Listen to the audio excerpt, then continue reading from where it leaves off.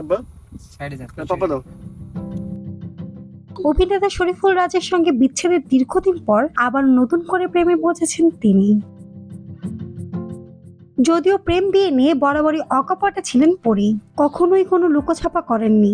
তবে এবার যেন কিছুটা সাবধানী এই অভিনেত্রী। প্রেমে পড়লেও প্রেমিককে সামনে আনতে বড্ড অনীহা তার। তবে আকার ইঙ্গিতে নানাভাবেই নিজের প্রিয় মানুষকে নিয়ে কথা বলেছেন পরীমণি। ফেসবুকে বিভিন্ন স্ট্যাটাসেও দিচ্ছেন ভালোবাসার বার্তা। সেসব দেখেই নেটিজেনরাও ব্যস্ত হয়ে পড়েছেন অভিনেত্রীর প্রেমিকের খোঁজে। পরীমণির ব্যক্তিগত জীবন নিয়ে যখন আবারও আলোচনা সৃষ্টি, তখন একটি নাম বারবার উঠে এসেছে। তরুণ সঙ্গীত শিল্পী শেখ সাদী বর্তমানে এই গায়কের সঙ্গেই নাকি লুকিয়ে প্রেম করছেন অভিনেত্রী।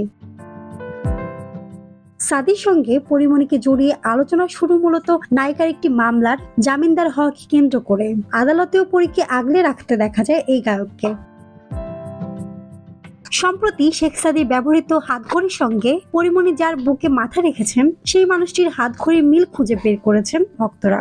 বিষয়টি বুঝতে পেরেই দ্রুত ছবিটি ফেসবুক থেকে সরিয়ে নেন অভিনেত্রী। ততক্ষণে অনেক দেরি করে ফেলেছেন তিনি। সকলেই বুঝে যান পরীর জীবনে নতুন সেই পুরুষটির নাম শেখ সাদী, যার সঙ্গে তার প্রেমের গুঞ্জন বিগত 2-1 মাসে চারিদিকে জ্বালাপালা মিলেছে। এই ছবির পর যেন সেই গুঞ্জন পুরোপুরি স্পষ্ট হয়ে গেল।